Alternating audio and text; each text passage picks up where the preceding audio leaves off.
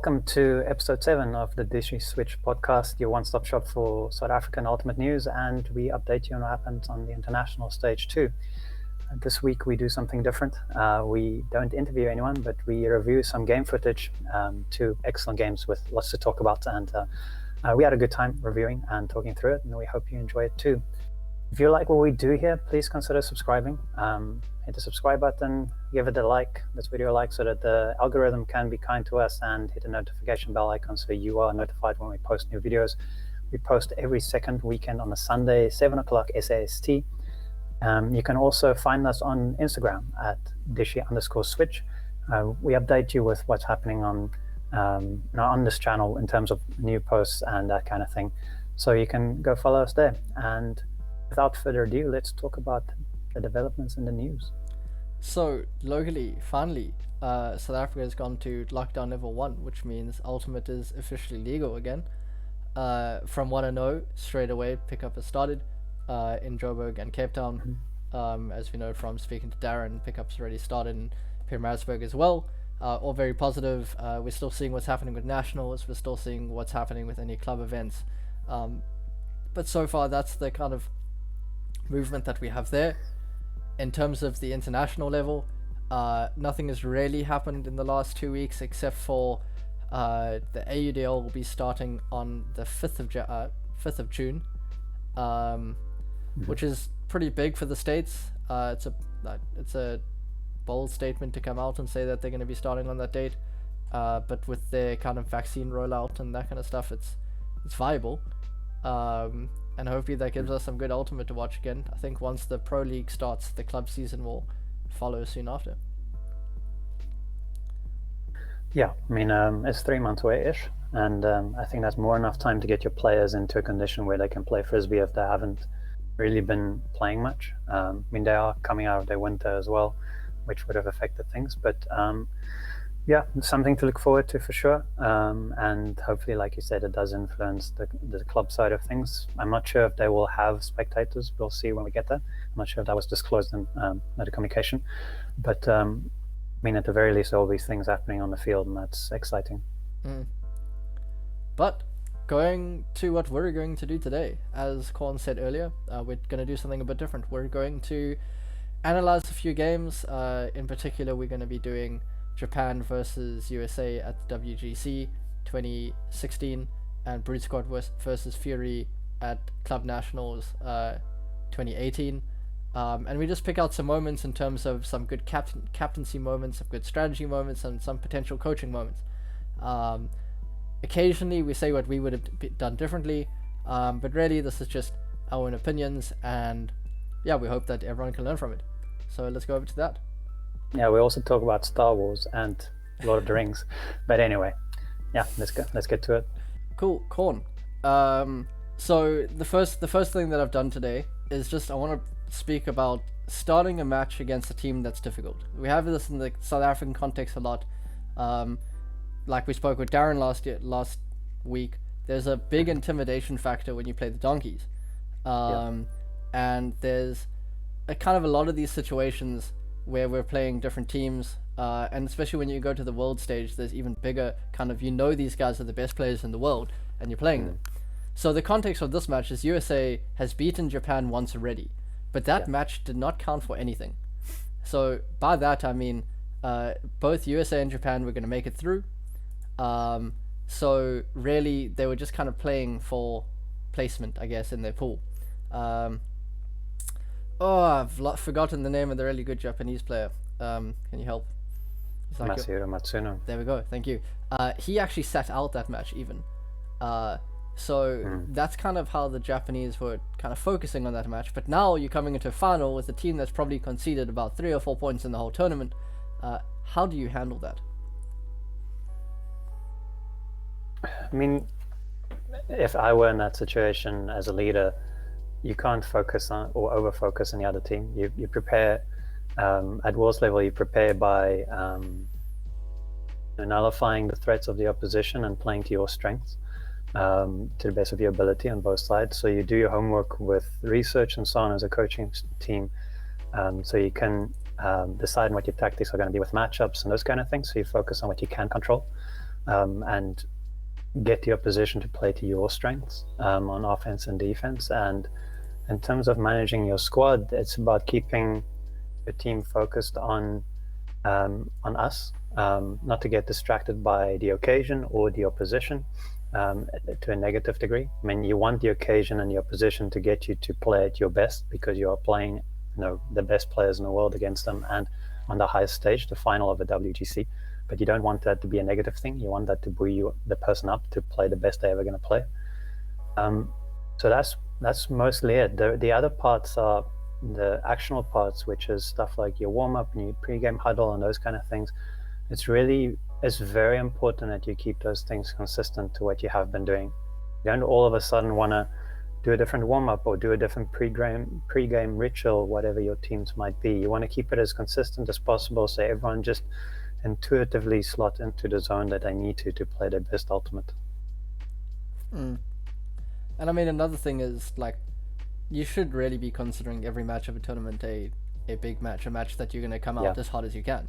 And if you now suddenly going to come out harder in a match against a team that you consider better than you, well, then you haven't been playing as hard as you can in all the other matches, finishing them as quick as you can. And I think that's kind of what Japan does as well. They never really go easy on anyone. They're always playing their best players. They're always playing their best ultimate. And that's what allows you to come out better against these teams that are really good. Agreed. No, well put. Japan is a great example of always bringing exactly the same mentality and dedication to how they play. Cool. So we're just going to jump into the first point, and I'll kind of speak about it afterwards. So certain ones I'll speak about before, certain ones I'll speak about after. But yeah, I've turned the sound off so we can speak over it if we want to. So yeah, let's just go straight into it. So it's point 0. Nothing's happening. Free Child's got the disc. A guy that can pull well. So yeah. The US obviously in red, Japan in blue.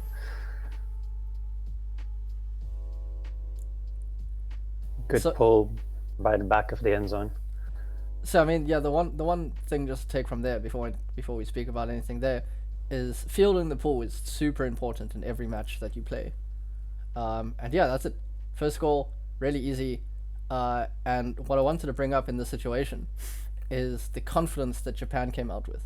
I mean, going into a match against USA and your third pass that you throw is a huck to a pretty open play. I mean, Kurt Gibson had a huge bid there. He just missed the disc. But the confidence to come out in your first point against, again, notably the best team in the world, and just play your game, like you said. They made no change. That's what they've been doing the whole tournament. They come out and they score the first point. Yeah, I mean, I agree with you in terms of the intent and the offensive play. Playing their game, not being intimidated by the size of players they were being defended by. But also important to mention is that Japan traditionally have a specific way of fielding the pull. Most teams have 2 players fielding a pull depending on the structure they play. In this instance, this is a vertical stack ish. So Japan does it differently. They play 3 players back always, even when they have 2 handlers. So they field the pull with 3 players, and that allows them to adapt to whatever the opposition is doing on defense. So if the defense comes down and plays person match defense, they can make that work. And if they were to come down in a junk or a zone look, they immediately have the number of players back to get the disc going quickly. Another thing you'll mention or you'll notice from the pull is, I'm not sure if you can rewind it a little bit. I can. But you'll notice that the player matching on the disc, I'll tell you when to stop. So right there. So the player matching on the disc in red is Nathan White, if I remember his surname correctly. He was at Revolve at the time. He's a very tall guy, and that is the advantage that a team like the US has. They have very athletic, very tall players they can put on the handlers. So you would have seen the player in midfield just in front of the end zone line. That was the third player to help field the pull. He immediately pulled into the central zone space, so these 2 could work the disc. And then you have Masahiro Matsuno coming to the, I suppose, break side. It's a very flat mark, so it's difficult to tell what the open side is here. But so the US immediately comes out with big mark on the Japanese handler. which forces them to take this, what looks to be a break side, very shallow under to get the disc going. We'll just put it on again. Again, amazing layout by Coach Gibson, just missed the disc. Unfortunately sets up quite an easy pass, but I think that would have been a score, even if he didn't bid for that disc. Yeah, and I mean, Masahiro scored there. He was the player who made that shallow break side undercut. So he made the shallow break side undercut towards the disc, which didn't get thrown. Turned around to go deep. The huck goes up to midfield, which Kurt Gibson missed. And then he gets a continuation. So jumping to our next play, something that I've seen more and more often nowadays is cutting from the front of the stack. Especially once you start getting closer to the end zone, it starts becoming really important to kind of use the space that you have, and when you're cutting from the back, it's just you have less. So I've picked a moment, and I think that the Japanese do this really well because they're so quick off the mark. We can watch and we can discuss afterwards.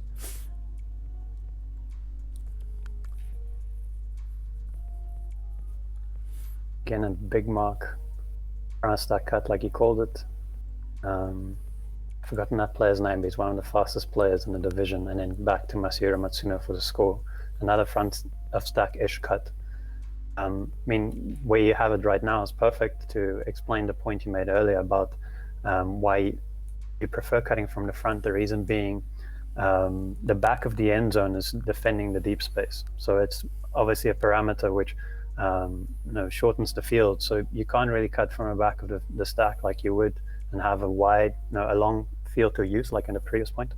So rightly, like you pointed out, you want to attack from a front stack. The Japanese players are exceptionally good at creating that degree of separation, the first one, then exploiting it with their quick movement. And they're very good with a short ball style. So they get it moving very quickly. So the other thing to notice is that when you do this, I mean, you have a lot more space to play with compared to when you cut from the back. You can only really aim at the front corner, where if you cut from the front, you can aim at the front corner or you can aim at the back corner, and suddenly you have a whole lot more room to play with as that front stack cutter. And there you can see he just attacked the front corner. As soon as he had that space, he then cut across the defender, and it was a super easy pass. But in that instance, you can go. Sorry to jump in there. I just want to add something quickly while I remember, which is I think the major changes we're going to see in Ultimate offensively in the next 5 years or so is what I call the twilight, which is from your attacking brick mark, which is just in front of your attacking end zone, and the front of the end zone. I believe that is going to be the major changes offensively in terms of structure we're going to see over the next 5 years, and a lot of people are going to steal from Japan, or even more than I have, to make the most of that space. Two different scenarios, twilight or red zone and end zone, but like you rightly say, you don't have the space to cut from back a stack. That doesn't mean you shouldn't, because you don't want poachers to just fold the open side. But I think there's going to be a lot more focus on isolation style offense, dominator style offense in this part of the field. Yeah, definitely agreed. I think we might as well jump to our next thing from here. So I picked this next thing because I believe the score is either 2-3 or 3-all, somewhere there, and you've been playing man the whole game and it hasn't worked. So as a captain or coach, you have a few options. You can keep trying the same thing that you've been trying and hope that it works. You can swap from like a man defense to a poacher defense, or you can go to zone. And in this case, Japan switches to a zone, and they have a very interesting zone, which we can talk about afterwards. But I think it's really important for that captain or coach role to realize when it's a good time to change, and when it's a good time to keep doing the same thing. You want to make sure that you're keeping the offense on their toes, and especially in this case where USA's offense is so good, you want to ensure that they can't just get into that groove that they so badly want to get into.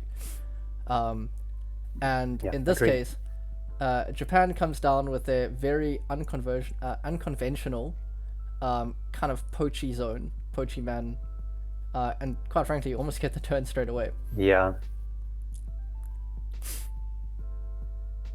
So the US transitions pretty quickly. Looks good so far. Terrible cut straight across the field by the player in midfield. Oh, geez, sorry. That just. So Yeah. while you find your place, I just want to say that one of the major advantages of coming down with a junk or a zone defense, especially if you have been playing person defense, just for those listening, person defense, match defense, and man is all referring to the same thing.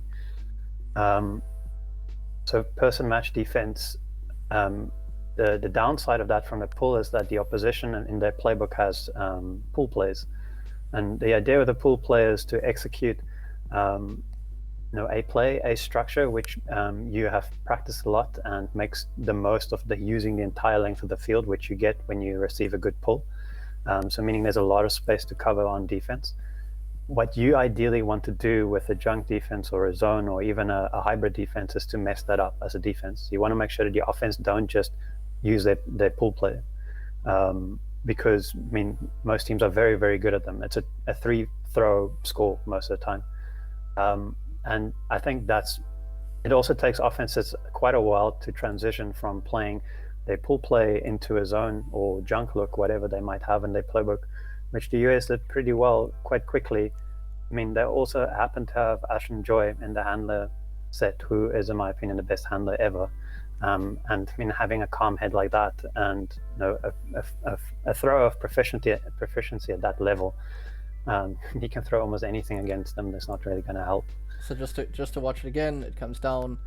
They have their weird kind of man junkie look. Very hybrid. Almost gets the turn there. Yeah. Goose picks that up. But yeah, as you say, by now they've already figured out what they're doing, know exactly where to play, where to throw. There's that shocking cut. Cool. Just to stop it there before it goes further. So, as a coach or captain, what are you thinking at 3-4 to call this? Is it just to completely disrupt them, or how much of this is to kind of get in their heads, and how much of this is to be aggressive and get that turn from kind of throw one? Wait, maybe just mute this while I remember to. For me, in this instance, I'm a D-line player, and for me, I would definitely, seeing as there's been no turnovers, you have to try something different, whether that is doing a different force when doing a person match defense, or whether that's throwing down a junk or that kind of thing. I like junk a lot, especially from the pools. I think it's easy to transition from a well-designed junk to person defense very smoothly without disrupting either. So for me, it's definitely about catching out the offense who have just want to click into that pool play. They know we're doing this and this pool play. We're just going to execute it. Half the stack is asleep because they know, say, the back of stack has to cut. That is the initiation. So it takes them a while to realize that the handlers are under pressure. So by stall 6-7 maybe, it's only then that the rest of the stack realizes that, okay, this is not a match. We're not going to get to execute a pool play. So that would definitely be my mindset, is just to try and force them into doing something they haven't been doing so far. So put them in a different mindset. I definitely agree with what you're saying. But speaking about the first turn, we're now going to go to the first turn of the game. This kind of shows the effort that it takes to get a turn at this level. You have now gotten to 4 all, so you played 8 points without a turn. This I've just included because it's a ridiculous grab, and then it's going to go to the first turn straight away, which is actually works out quite well, because after making such a big play and then getting a turn against yourself must be fairly demoralizing. It's a huge grab here. Unbelievable catch by Masahiro. Okay, so he's calling it up. They go to the replay because we had the technology, so they used it. There was actually a screen on the field as well, so the players could see that this was up. Cool. But now going back to the first turn, so the amount of effort that it takes at this level to get a turn, and I believe this is what we should be aspiring to locally, as the amount of effort that we should be wanting to get a turn. Yeah. Definitely not the first so time. So from this angle. Yeah. Yep. You can go. Yeah. So sorry, from the angle when he threw that, it looked like it's a score. It looked like it was completely open, but I assume if you change the point of view to an on-field one, maybe that wasn't the the best throw. That was also into the wind, if memory serves me right. But yeah, great defense. So yeah, I mean, the one thing to pick up from there is we play a team sport, and that was between Dylan and Matt, and they did a great job at working together. I mean, if that was just Dylan Freechild, that was still the score. You can see the Japanese player is very ready to catch the disc after this. Just to quickly go back and show it again. So, you know, very often we get these moments of greatness, and just there's no one else to back us up. So yeah, very great work from USA, and yeah, led to the score. So that was the first break of the game. I believe there's been another by now. So yeah, let's watch this clip quickly. Can I ask you to go back to the beginning of the previous clip, just to reiterate the point you made in the very beginning. So from right there, please stop it there. So if you go back to the thrower, Cool. So from right there, you don't have to play yet. What you'll notice is the point you made just now. So this is the twilight zone. You see the brick mark is just behind the thrower. Don't know why I'm pointing, but I suppose it's myself. But the point you made earlier is that the cuts from the front is ideal of what you want here. And immediately Japan has a cutter from the back, and they don't get that throw off. And then someone from the front tries to go, but now it's too late because there's already a defender in that space. Then they force the throw to Masahiro, which is, I don't think, a bad throw. It's just overcooked. And gratefully, they're playing on artificial pitch. So, I mean, this is as flat as gonna an outside field is going to be. And Masahiro, you know, great dedication to go get that and technique as well. I actually used that layout when I coached layout technique. But all of this started with exactly what you said earlier, which is back of stack cut opposed to front of stack cut in this area. Just to quickly show that. Was a good flare. There's your back of stack. I think it's another back of stack, and then the front of stack. So there's too much going on there, forces the throw to this side.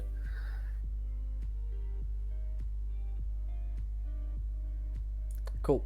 My expectation is that the US used their research in defending that continuation from the break side to the open side swing. So it's probably a Japanese thing, a Japanese way of playing around the end zone by having that continuation from that position in the stack when the disc goes break side centered to have that continuation. And that's why they had Dylan Freechild was face marking because I mean you want to be able to cover both sides, and that's not the best way, but it isn't a functional way of doing that. And then you had Matt Rader at the back poaching off to help with that because they knew that was the tactic. They knew what to look out for. And as a defense, that is what you do your research for, is to have those telltales of what to look for, because you can exploit those. That's how you generate turnovers. So this next thing that I've chosen is an interesting one because it's nothing fancy, but it's more just showing what flow does in Ultimate. So very often there's this thing that you go, we use our stack to generate flow, and once we generate flow, we want to try use that as much as you can. So when I was watching this match, very often I didn't actually see a stack. I didn't see something happening. But as soon as the US got flow, they were unstoppable. So yeah. Mikkel's got the disc. It was raining that day, so he drives it quite a lot. Well, it's England, so it's not shocking. There's an ISO cut right on the open side. Comes to the dump. Swing across the field. Gratuitous. I mean, you got to make sure you get the catch. Back into the dump space. Swing again, back into the middle. Again on the open side. Nice cut in midfield there. All the way in the open side again. It's still very isolated on the open side with the cutting. Nice break. And blade into the end zone. Great read on offense. Yeah, Schlockett got actually a lot of praise this tournament. I mean, in this one game, he scored about 7 points, which is pretty ridiculous in a final. But yeah, again, just there was nothing fancy done by the US there. They just constantly worked off flow. I mean, of course, we couldn't see downfield, so we couldn't see as much what was happening. But yeah, just great flow leading to easy scores.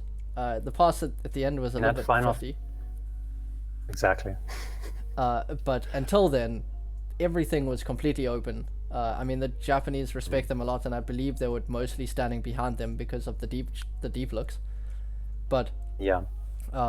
Still being able to just like easily get that going is what you want. And as the Japanese D-line in this instance, that's a win. That's what you're looking for. If you're going to concede, a shallow under, which it sounds like, or which you say they were looking to give, to not get beaten deep, and that kind of throw goes up where there's two players defending, and it just required a little bit of wind or the offensive player not to have read that as well as he did for that to be a turn. So for me, that's a win for the defense. Also, I was going to say, I would have also thrown that that blade over the two defenders. The defenders have to go for the disc because they're not working in unison to body position out the receiver. So both of them are going to get caught under the disc. So I would have made the same throw. Cool. So the next thing, and probably one of my favorite things to do in Ultimate, is playing Zone-O. And there's kind of two ways that people focus on playing zone. They either go for like the kind of more swing approach, make the zone work, or going through the middle approach. And there's also a very nice like in between where you try go through the middle as much as you can, and then you swing and you make the zone work. You go through the middle, then you swing. And watching this, there's a third option. What is our third Over option? the top. Over the top, yes. I do enjoy that as well, but generally I get shouted at when I do it. So it's a good pull, really good pull. I mean, as good as it's going to be. And you can see straight away, US is just ready to start crashing from the back. Crash from, yeah. Should have thrown that. And currently, it's just go through the middle, go through the middle as much as you can. When you get an option, they're going to go for it. But they're just crashing from the back, and then swings happen. Go around. So what the US are doing really well in the handler space is the little crashes from the back, but it's the faking they're using as well. They're faking very well, which opens up the gaps. And they're keeping the handler space really clean. You can see there isn't 5 players in that space, there's 1 or 2, and they're giving each other space to breathe and to have a look to see what's upfield. So something that I noticed as well, which I encourage players to do, is just before you catch the disc, they always jump. And they do that so that with that momentum, they're going forward. So even if I'm walking onto the disc, they jump into it so that they get that extra 1 or 2 steps that lets them go through the zone. Yeah, and also if a player on the opposition on defense bids for the disc, you will seal out the disc. They won't get a hand on it. So yeah, you're protecting your possession, but at the same time, you're also moving forward. So you have that forward momentum. Yeah. So anytime that I coach Zone-O, I always encourage the players, when you're running from the back, always jump into the disc. It's that little half a step could be the reason that we get through. And if not, we've made another half a meter. Can you just rewind a little bit so we can see the junk setup? So something right there is perfect. So, I mean, a question may be, why are these US crashing mostly from the back? I saw one crash from upfield, and that was actually a handler. That wasn't a cutter. So they're keeping the cutters out of the space. They're keeping the handlers wide, so you have space around the disc. The reason you won't have players coming from upfield towards the disc is you'll see there's blue players in front of the disc. And whenever players come from upfield towards the disc, those blue players will follow that player and they'll compress the space around the disc.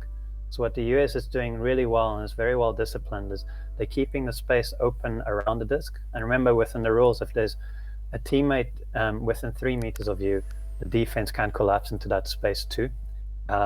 So they're using the rules and they're using the space really well to keep that space open. And it's because of that they can crash from the back. If they had people coming from upfield trying to help, they would collapse the space around the disc and you wouldn't have the crash from the back. So very disciplined. It's a great exhibition of what you should do on zone offense. What I did like, and going back to what I was saying earlier, is the kind of combination that they have between swinging and crashing from the back. Because I feel I get a little bit too caught up in let's just crash from the back. And then eventually the zone gets more and more compressed just because that's what happens over time. Yeah. And that's the perfect opportunity to then swing. Agreed. So they were doing a great job at combining their fakes, not throwing to people, and then throwing around the zone. I mean, the swing style of play, which I agree with you that you use both really well. Ideally, you want that swing player to be a little further upfield so you can use the angle to attack the infield space and the continuation. Each time they did do that, though, when they went laterally, they were very lateral, which is not the ideal, and it's not the way I coach it. But the advantage was there was so much space in front of that receiver that there was always a US player open, and it was Bo a few times, if memory serves me right, and was a tall player at least. So if you do try and go swing space, you either want to have that continuation in front of that receiver immediately, or you want that angle that swing pass is received at. So you have the option of going straight in front of you or attacking the infield, because the defense has to fall back when you move the disc laterally and upfield rather than just laterally. And in that moment, as they're moving backwards and across, that allows you to attack the field space right in front of you, and as they're coming laterally after they've moved backwards, to attack the infield space. So just a small adjustment that makes a very, very big difference. And name dropping, I'm very fortunate to have learned that from Ben Wiggins. So going on to our next thing, very often Ultimate we have open side and break side, and we all know that we want to be attacking the break side quite a lot, because if you get break side flow, most of your defenders are on the wrong side, and therefore makes it easier for us to attack that space. And the Japanese are very good at this, and I'm going to show a small clip of them doing it and just easily taking the score, because there is no one else in their way. I may have gone too far back. It's okay. This should end very soon. So while you're doing that, I'll quickly mention a good metaphor for open side and break side to remember is, you just want to pause it there while I just quickly finish, which is the open side is essentially downhill and break side is uphill. So you want the higher ground. I mean, the Sky Anakin analogy. You don't want to be you don't want to get caught by the volcano with the lava lower down in your position. You want to get to the top of the hill as often as you can, and that's why we attack break side. Besides the fact that with match defense, person defense, most of the upfield defenders are on the open side to begin with, so everyone is out of position when you move the disc to the break side. Mentally, in the handler space, it makes a huge difference, because it feels like you're gaining altitude and you have more options as you go towards the break side, because the field literally just opens up, because the open side gets larger as you move across. So what I'm hearing is you saying that Obi-Wan Kenobi was stronger than Anakin Skywalker. Is that what you're saying? No, he had a better position, that's what I'm saying. Anyway. And he told him that as well, actually. He told him that. I have a better position, don't. That's what I'm gonna start saying while playing Ultimate. I have the high ground, don't cut. Yeah. Anyways. Anakin, don't. So now we're gonna go into our break side flow. So Japan has the disc, and yep, it's just some beautiful movement on the break side. So the first throw kind of opens it up. He's still kind of getting back, and from here it's just absolutely gone for them. They had no chance. When we work with national teams, that's one of the first things we teach on defense, is the difference between South African match defense and at that level. And that is that if you concede a break throw, that almost happens every single time in Worlds, no matter what team you play against. They're so good at keeping the disc going once it's gone break side, which we're not as good as here in South Africa, that you can't afford a break side throw. You have to do absolutely everything to keep that disc downhill. You don't want them to come up the hill at all. Once they have it, that happens. That's a score almost every time. So how, as a defensive player downfield, can we make an adjustment when the disc is moving at this pace? Or can we? Or are we just kind of hoping that they drop the disc? No, I mean, no one's going to drop the disc at this level. That's a fool's hope, to quote Gandalf. The adjustment you need to make is that this is not a game played as individuals. Sure, you're matching when you're playing person defense on an individual for the most part, but as the stack defense, you need to be working together. And part of that is definitely while the disc is moving. You want to close the the separation between yourself and your offensive player as quickly as possible.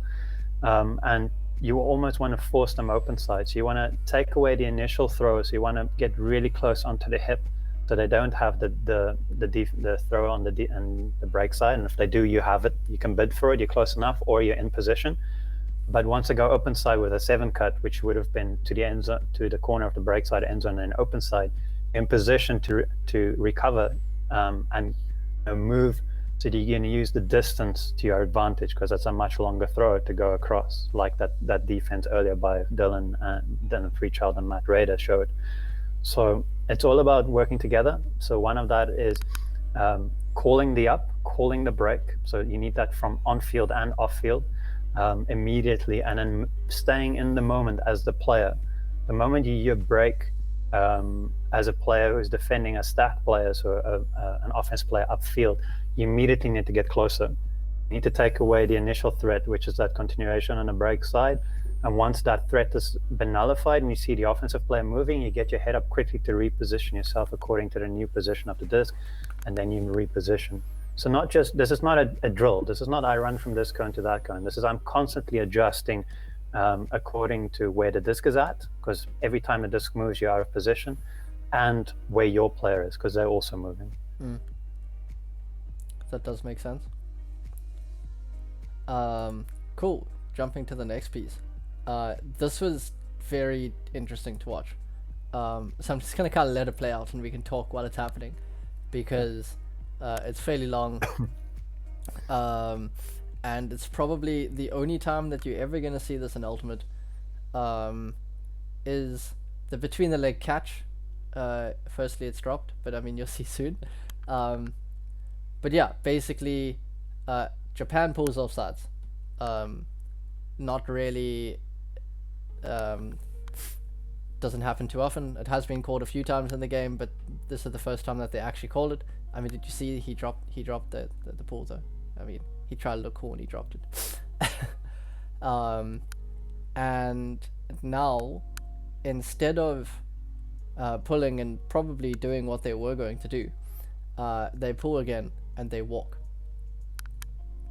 And Spoiler alert. I said I wasn't going to say it, but this took a while when you weren't saying anything back. So they have a really good pull, which is fielded. That's the way I pull, actually. And there's just no Japan players. USA is just walking in upfield. And my thought here... It looks like pickup on a Sunday. But pick up on a Sunday when you get to like 0.15. Yeah, when you play to last man standing.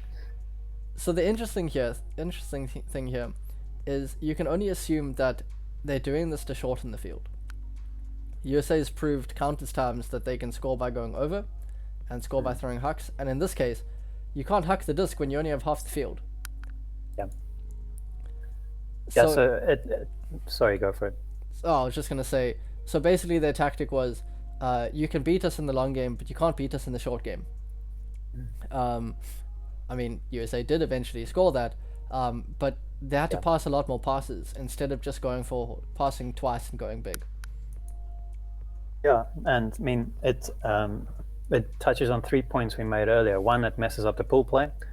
Two, you use the back of the end zone to help you defend because it is shortening the field.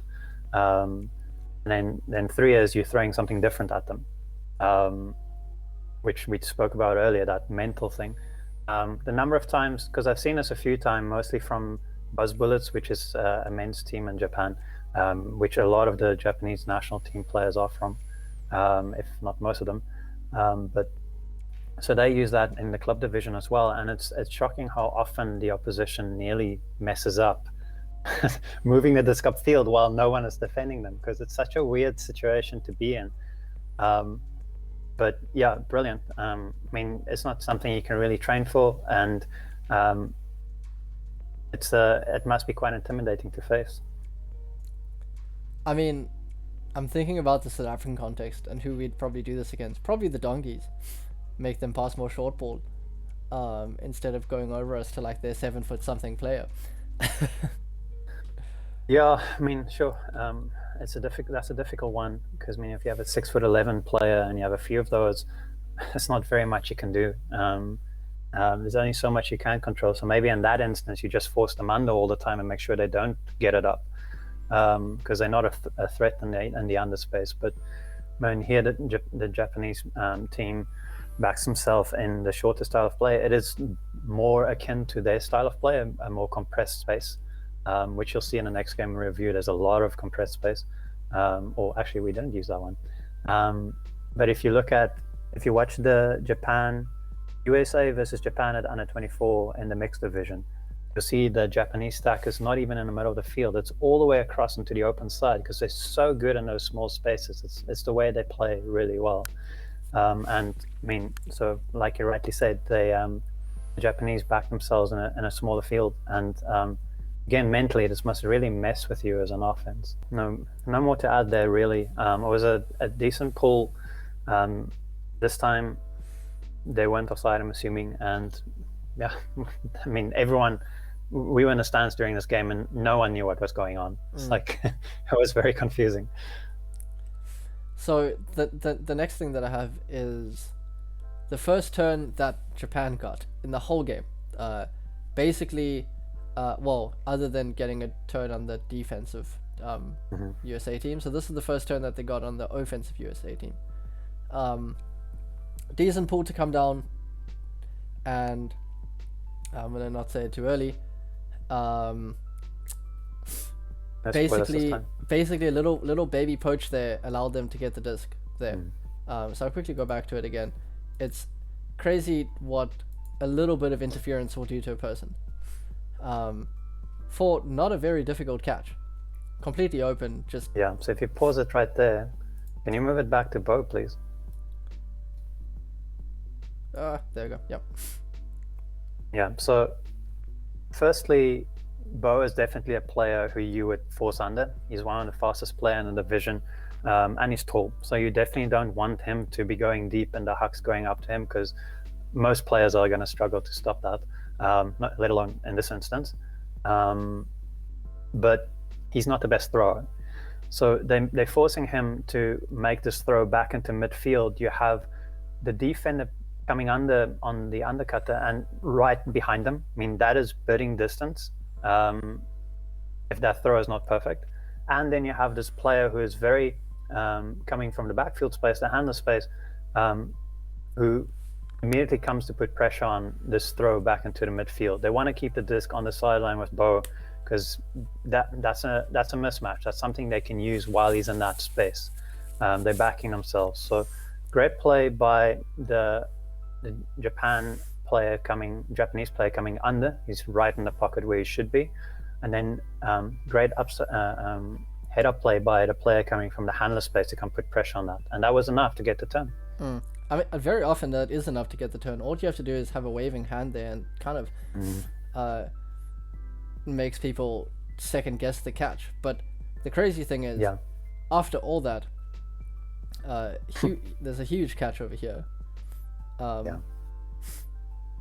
And great fake, goodness.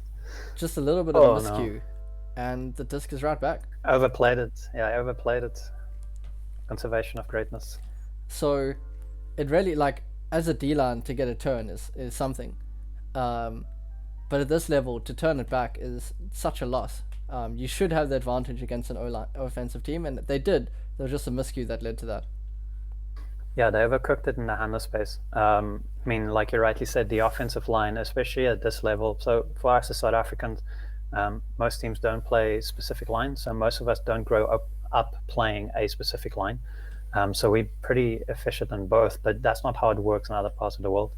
And because of that, because other parts of the world do it differently, you have an advantage as a defensive line with a disc in your hand, because the offensive line traditionally are not as good on defense. So you want to exploit that. You play a different style of offense. It's generally more aggressive, and ideally, still not conceding, not giving the disc back, but possession back. But it's traditionally more aggressive and going after them, because they don't want to play defense. They want the disc and they want to just look after it and get the easy score and get off the field. So going to our last point of the game, well, not actually the last point of the game. So VAR review. USA pulls, and I think This is potentially your favorite point of the game. And it just shows the kind of never say it's over to Japan mentality. And Yeah, superb technique. I mean, if you want to know how to sky people, that's how you do it. It starts long before you ever get to jumping. It's about making sure the defender is in position where they sort of, I mean, this is a bladed throw. You want to make sure they get sort of caught under the disc, but your position, if you stop it right there, if you rewind like a second. So what you'll notice is, right there, please. So you notice that Masahiro did these short steps. So right before that, he got to the optimal position from which he could launch. What that means is, from that position, he could take 3 aggressive steps ish, and then launch as high as he could. And as a defender, your job is to make sure the offensive player doesn't have that.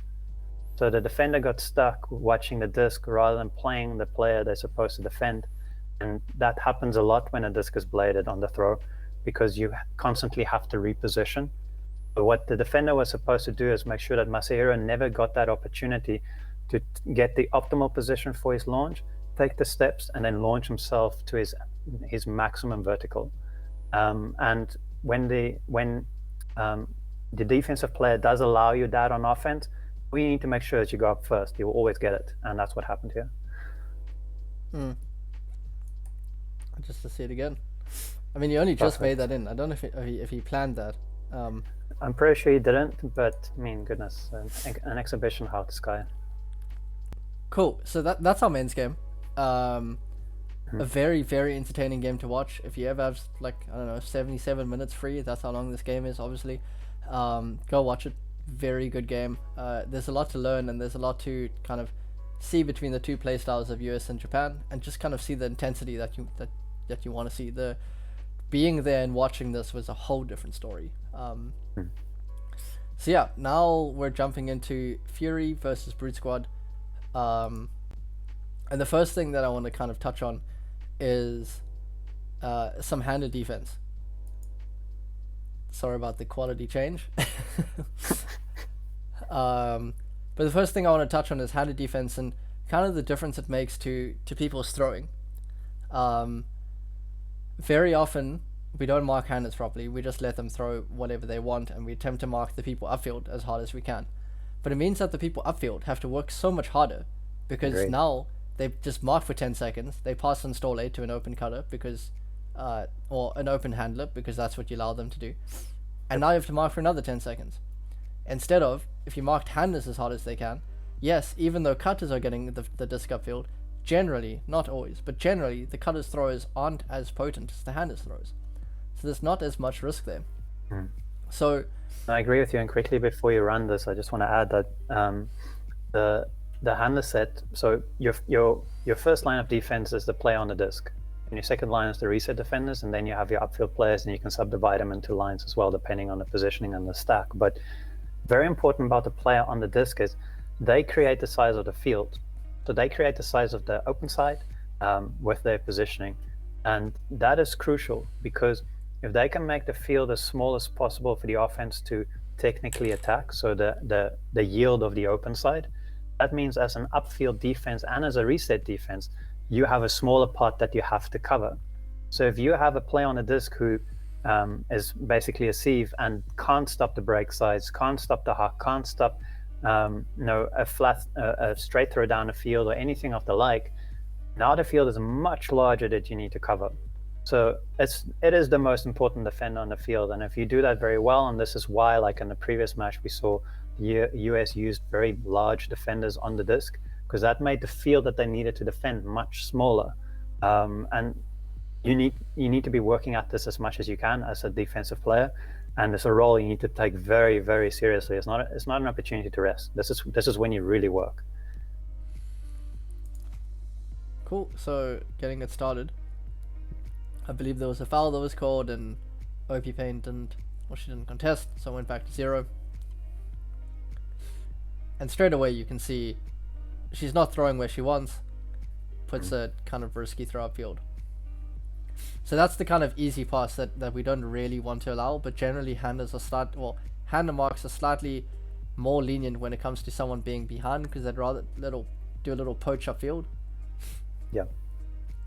But almost every time that they want to throw upfield, it's a very difficult pass until that one again allows that easy reset, allows them to reset that stall count, which you don't want to do. Apologies. Yeah. So something you'll see there is if you just run a little bit, you'll notice that the reset defenders are completely face marking.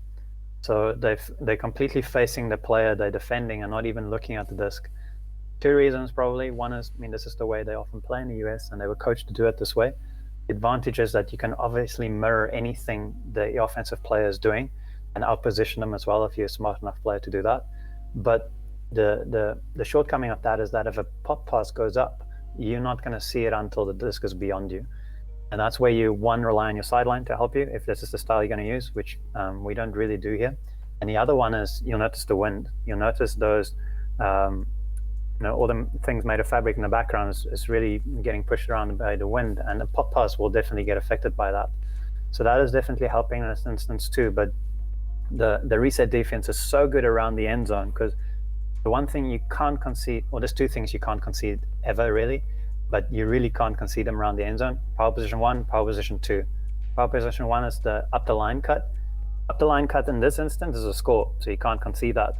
But if you concede the swing pass, which is the power position 2 cut, that is an easy continuation to the break side once the disc is received, because the initial defender is on the wrong side of the player who received the disc, and everyone in the stack is on the wrong side because they're banking on you to make the field smaller, like we said earlier. So you have to win those two, and they're doing that really well in this instance of this game by matching out the resets completely. The good job that most of their players did by shutting down the continuous cuts. The Hannahs were making 4 or 5 cuts, and all of them were being shut down. But as soon as you give that relief, they'll take it. And that's what Brute Squad did every single time here. As soon as someone slacked off, as soon as someone gave them an out, they took the out, because they weren't really losing ground. They were still running from the end zone, and all they did is they made everyone else's life more difficult, because now, as we've spoken, they have to go reposition. They have to go figure out where the disc is. So again, saying that hand marks are potentially the most important marks in the field, it's 100% true. And this particular instance shows it.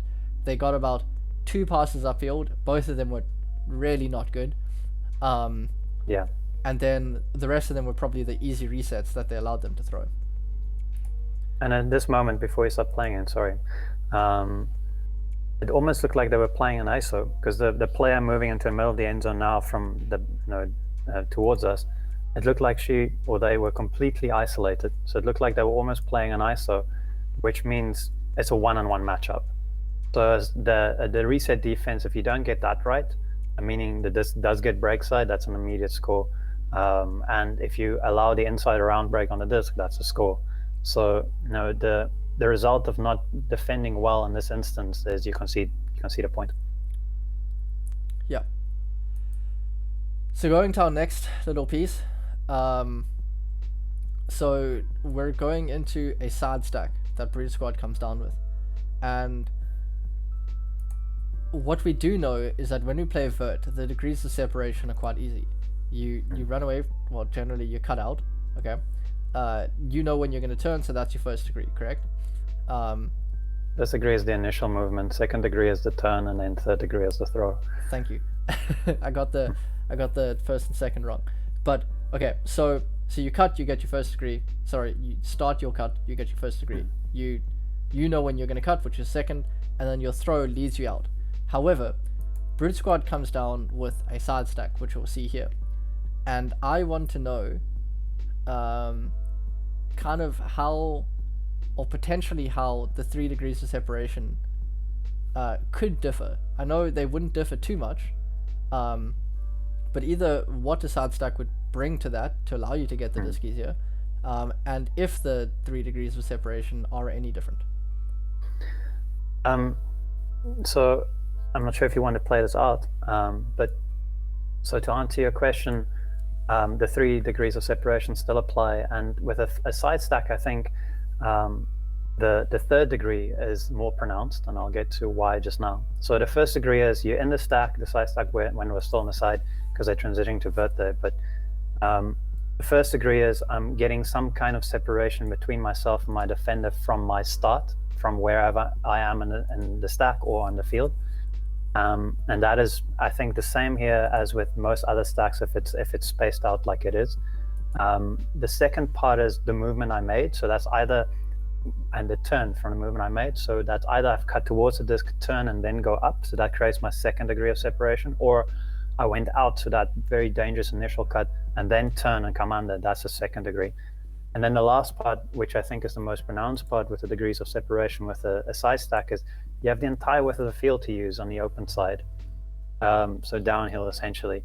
And as a thrower, you can put the disc much wider than you can in terms of how far the disc is away from the receiver than you can with a horizontal stack because there's other people in the way, or with a vertical stack because a vertical stack is mostly in the middle of the field, depending on what style you play. So you can, the third degree of separation is more pronounced because you can, as the thrower, lead that receiver into pretty much any way you want. You can throw them open essentially, even if they are covered, because you can utilize the space with your throw. Yeah, I definitely agree with all that.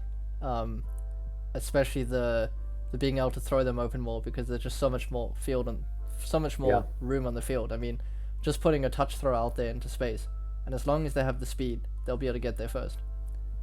And another thing, sorry to mention here quickly, Dol, is that we're watching these instances in isolation, but something to remember is that these players have been playing an entire season together, and very often they've been playing many seasons together.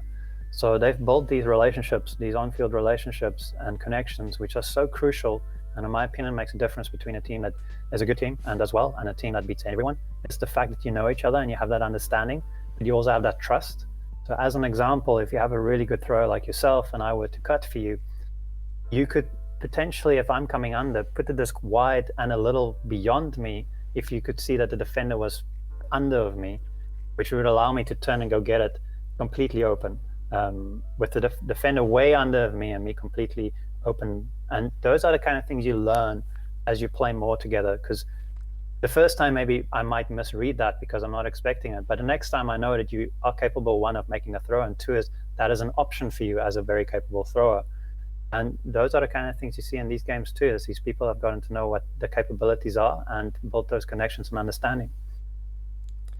So moving on to the next piece. First is an unfortunate turn, but more what I'm trying to talk about here is throwing people open, which is quite funny because we just spoke about it. And the Brute Squad player here, actually, I don't think she believed she was going to score. She had stopped running, and then the throw went up. It's exactly the throw we just spoke about, actually. So we spoke about it a bit early, but great throw leading her into space. And it just shows the importance of one as a defender. You need to be able to go get that. I mean, that was literally just a face mark, like we've spoken about earlier. It's the reason she didn't get this. And two, as the thrower, if you just put it in front of someone, and this is the whole kind of relates to the front of stack thing that we're talking about earlier, that kind of more space in the end zone that she had meant easier throws for the offensive player to get it to her.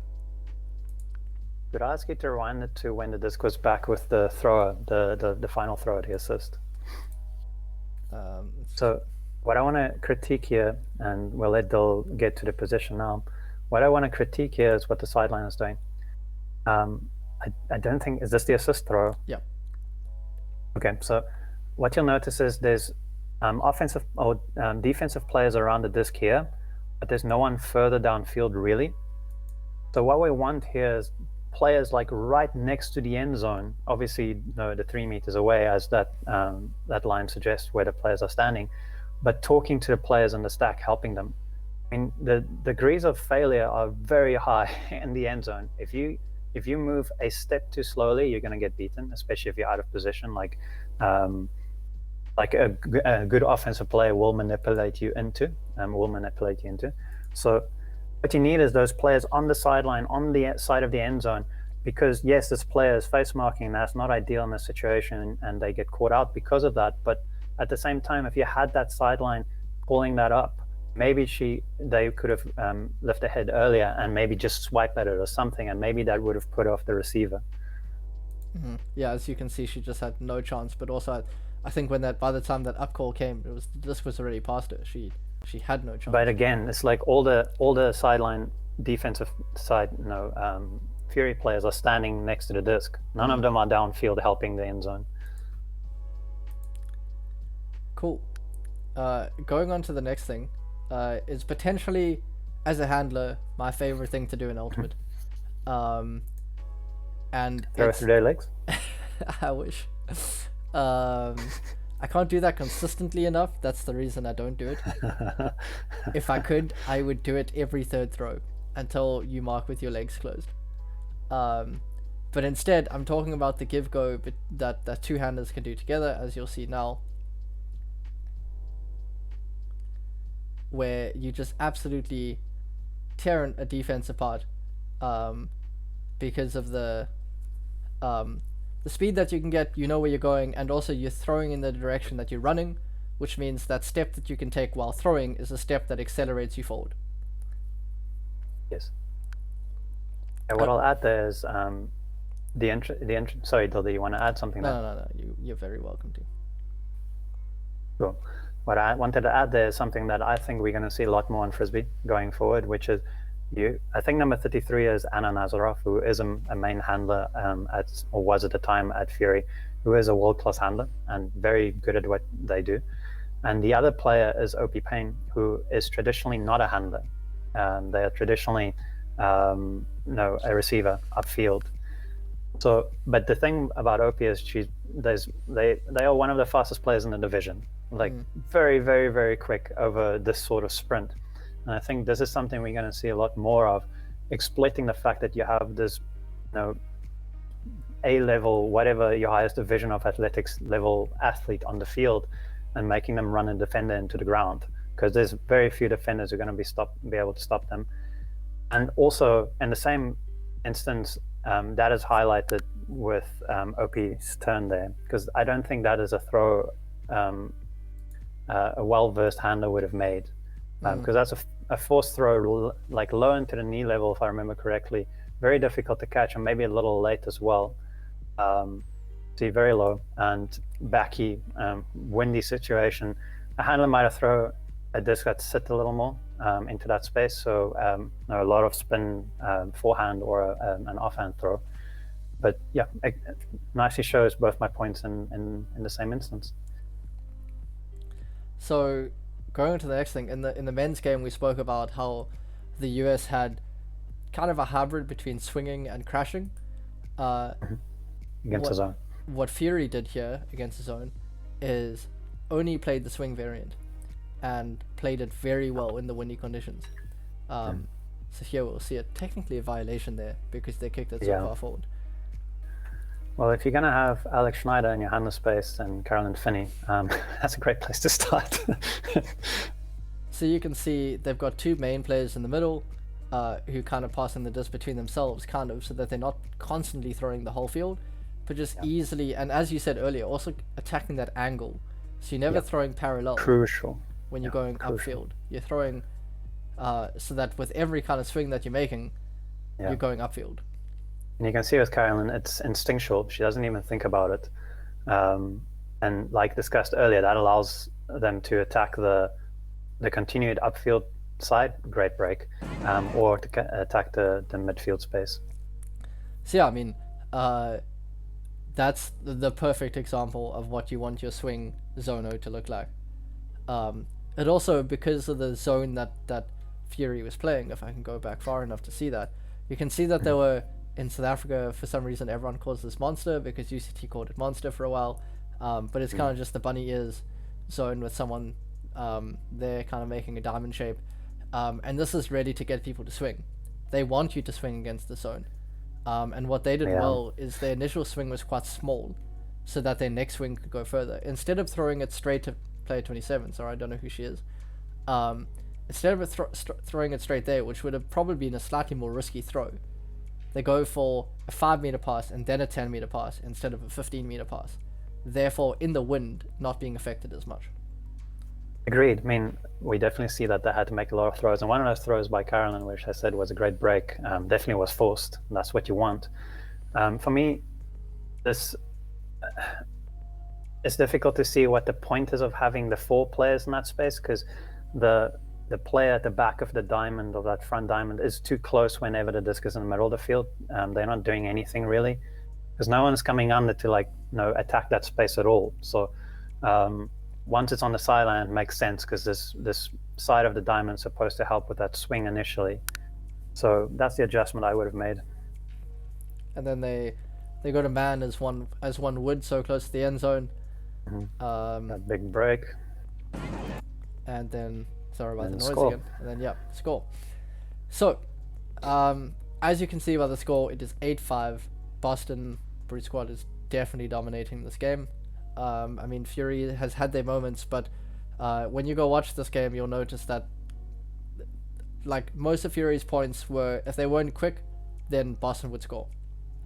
And something so important for either coach or a captain is during that short halftime break to be able to lead your team forward, make sure that they know what to do, and believe in the skill in themselves to win the match going forward. So we probably have a 1.5-minute clip now of, I believe, the coach of Fury on what he said in the team talk, and let's go to that. 8-5, Boston leading San Francisco, and we have the pleasure of chatting with the longtime Fury head coach, Matty Sang. Matty, what's it been like for you coaching back here in Sarasota? It's great. I think hearing that Nationals was coming back to Sarasota kind of got me fully out of retirement. Well, if that's what it took, it was a great call. Your thoughts on that first half, though? Boston threw a couple early punches and really making your work. They've got a couple break advantage. Yeah, they're playing better than us right now. I don't think we're quite at the level that we've been playing at or that we want to be. You've coached Fury back from a deficit even larger than this. What's it take for a championship caliber team to close the gap and surge ahead? I think, staying within ourselves and really trusting in what we worked on and our teammates. And when pressure comes, that really challenges that situation. But if you don't, there's no way for you to get back in. Maddie, you just have to ask you for your perspective. How shocked were you that you faced Ozone in the semifinals and not Seattle Riot, and what does that mean for women's ultimate? I think it's great. I was, definitely shocked, but it's sports, and that's what happens. Upsets happen, Cinderella stories happen. So while it wasn't expected, I've been around long enough to, for those things to happen. And I think it's great. Ozone's actually a great team. Despite the score of our semis yesterday, it was because of how well we were playing, not because they were playing poorly. Well, we wish you the best of luck in recapturing the way you played yesterday. We know you can do it. Maddie, thanks for joining us. Thank you.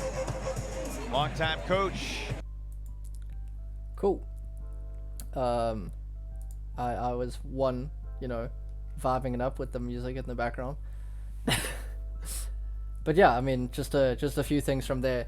I think it's really good for a coach or a captain to realize that you are not playing to the caliber that you can be playing in a match, and say that to your team in a constructive way instead of just saying, get good, but say this is how we can play and let's get back to that, instead of and just realizing that the other team might not necessarily be better than you, but rather by lifting your play, you will definitely be better than them. If that makes sense. I think it makes sense. It does. I mean, there's a few things. Firstly, let me say I'm a huge fan of Matty Sang, and it's with very, very good reason that he has been as successful as he has been. I mean, in terms of coaching career, one of the best ever, absolute legend. And one of the reasons I think he's been so successful is, which is what he showed exactly here. I mean, as a coach, this is the worst position to be in a final. I mean, you're 3 points behind at the highest level. I mean, US Nationals is one of the highest stages you can play on. And it's windy, and the other team are doing very well. And they're coached by also a very, very good coach. His name is escaping me right now, but also an exceptionally talented coach. So the first thing that stands out to me with Matty is what we call in lifestyle coaching his state of presence. So he's not like super aggressive or angry or anything of the like. He's calm and steadfast, and so he's not aloof. He's not in a state of not caring. He's in the moment. He's he comes with a calmness and that kind of thing, but also a soberness of this is what we need to do. And what you touched on is the things that they need to do is play their game, focus on on their game, and getting the execution levels right. And like we said in the previous game, play to your own strengths. So the focus again is brought not to it's windy and this is affecting us, or they are playing well, the opposition, or something external. It is, let's bring it back to what we are doing in our game and what we've been training and what we've been doing all season and what we've been doing throughout this program. And then the other thing is he kept it accessible, which is what you what you touched on, which is one is it was defined what we're going to change, and it wasn't a million things. That's the other part. It was 2 or 3 things. That's what we're going to change. If you in a situation, and they weren't in a situation here, but if you have a lot of things going wrong in a game, and the way to claw yourself back is you start working through those things one by one or 2 by 2. You don't start with there's 20 things wrong. This is the 20 things during your halftime huddle. You start with the main things are we're conceding the disc towards the break side and we're not getting our unders because we're not watching the disc all the way into our hands on a windy day. 2 things to focus on: one for the offense, one for the defense. And once you have that, then you give the team another thing to focus on. So you always keep them in the moment, and that is crucial. If you say stuff like, "We need to try harder," we should want it more," or something like that, that's ambiguous. It's too abstract and it means nothing. You want players to take something from the huddle which they can have in their mind while they're on the field and go with, "Okay, I should not get broken to the break side when I'm on disc. Okay, I should watch the disc all the way into my hand when I'm coming under because it's windy today." So now going back to the game, Fury has the disc. I can't remember. I think this is probably the first point. They just turn the disc back. And this is a beautiful case of cutting from the front of stack. But I'm going to show it a few times without speaking too much about it. So there's a lot of chaos happening downfield before it happens. And Great catch. A few almost scores. Yeah. But that is the cut I want to focus on. That cut that leads to the score. And I've left the replay in so that we can really see it at a closer view. But what you will see her do is make eye contact with the thrower, know that it's her turn to cut, and she takes her defender left. Once she's taken her defender left, she then cuts right, an easy score. So she opens up the lane for her to cut, so that becomes less of a breakthrough and more of just a throw into space, and then her defender has no chance. Yeah, I mean, Alex Schneider has won everything in the game with Katrisen. I mean, an absolute legend again. One of the best handlers in any division to ever play this game. And they showed in that instance their ability in the end zone too. And most of that is because they coach. I don't remember which team it was they coached this year, but it just showed that awareness of how to utilize space. And the other thing, which is really important to mention, is the team trusting the structure. So what happens very often is if you say you have a structure where you play cuts from the open side in the end zone and no one is making that cut, people try to help.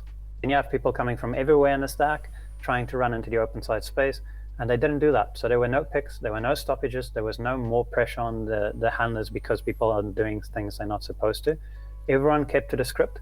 They knew that, or they trusted that instinctively maybe, that front of stack, who happened to be Alex in this instance, would make the right cut and score. And that is as good as it's going to be. Yeah. Now bring it back again. So something so important in Ultimate is fielding the pool. And you will see here that they misfielded the pool. However, they touched it. Whenever you touch a pool, it means that if it rolls out the back, you have to take it from there. So their goal was as quickly as possible, to get the disc moving. Currently, I would say the Brute Squad has such an advantage in the situation because it's shown there.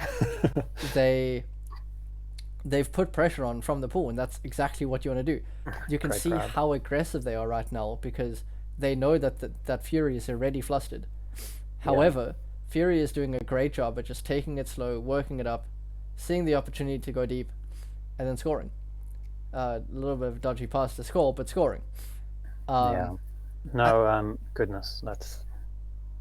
So just to quickly finish my point, I think probably downfield someone got a little bit too let's stop the unders, and they're not going to be able to huck into the wind, which happens so often, which allowed them to eventually alleviate the pressure and be able to work it up and score.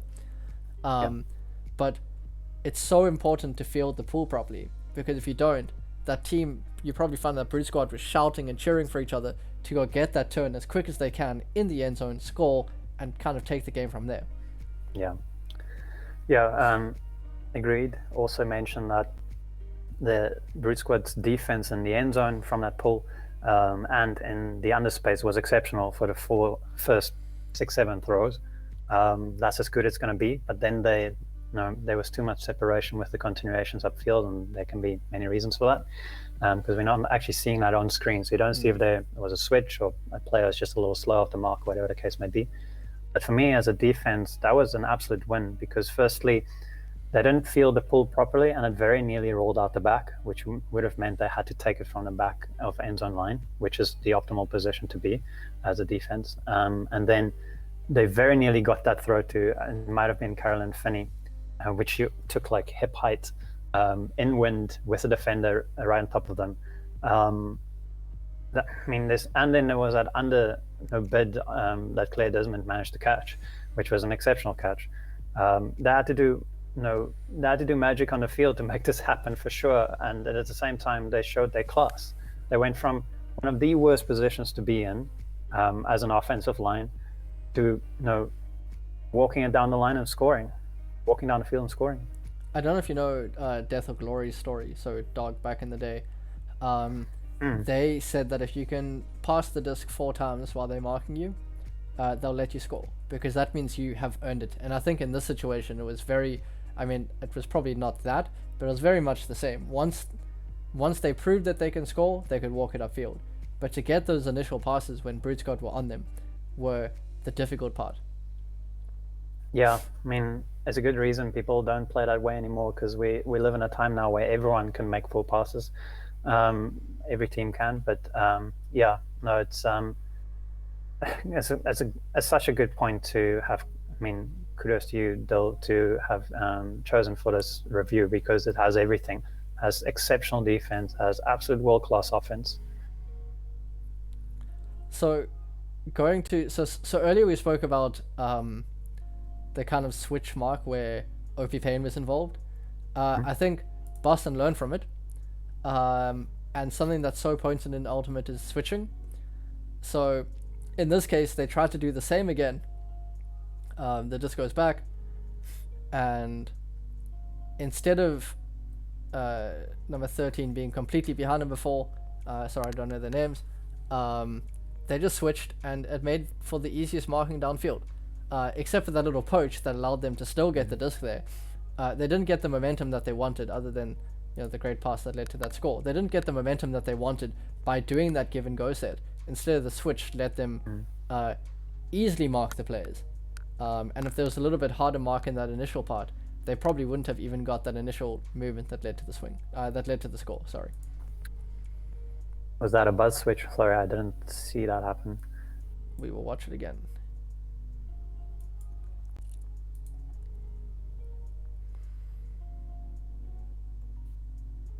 That's same defenders.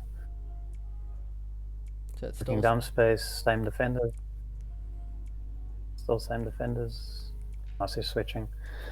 Okay, interesting. Normally, so as a defense, one of the most important things when any version of defense in Ultimate, but especially when you're playing vertical, I beg your pardon, when you're playing person match, is you have to be talking to each other all the time.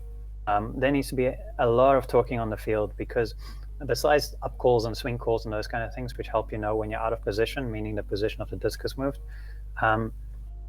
because when you do that very well, when you've built those relationships, you can do what they did there, which you can have that swing, switch. So the disc went to the open side. The player slightly upfield could take away the continuation into the open side, and the player coming from the break side could switch and go take the disc. So in that moment, they take away the break side throw from that position, because there was no one else in that space, and they're taking away the initial continuation upfield, which is great. Mostly switching, sorry if you can stop it right there, mostly switching happens with that cut that Alex Schneider made, which is the player comes towards the break side, and it's really difficult to seal out the defender once they've gone that side if you're out of position. So normally if you get beaten towards the break side as the defensive player, you would call a switch, and the player who was on the disc would immediately fade into the break side to go pick up that player who's getting the break side switch or dump throw, reset throw. And then the player who got beaten would catch up to the player who had the disc just before that, if that makes sense. So it's interesting to see the switch happening towards the open side. It doesn't happen as often as the other one, but yeah, I mean, that's the kind of things you get to when you build those relationships. So one last clip that I had to show, but I quickly just have to go to it.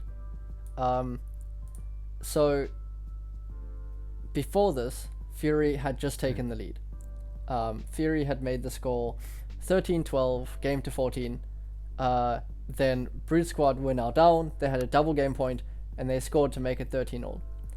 So after all this, after the whole game of being in the front, Fury definitely turned it around, and they are now on offense on Universe. As a captain or coach coming to the situation for Brute Squad, what are you saying to your team? How are you motivating them to be like, this is now a point where we were easily going to win, and now we have to work our butts off to go turn the disc and then score and win? The occasion does most of the work for you. I mean, everyone on the field knows this is crunch time. This is what you trained for all season. And I mean, you can remind a team of that if you want to. It's not a team that's like forgotten how to play Frisbee, so it's not like no catastrophe. And they just scored the previous one to square it up again, so they have some momentum again. When you play against the best teams in the world, and I mean, San Francisco Fury is one of the best programs in the women's division ever, you're expecting them to punch back. You expect them to be good at what they do, and so everyone would expect them to come back and have a run, and that is what's happened here. Now, Universe point, that's what it's come down to. The defense has to go down and get this turn and then hold once they have it. What I'd start with is getting my whoever my leadership is who's not in the field after the line has been called to get the sideline on fire more than I have been all weekend long, to give your D-line that extra bit of energy.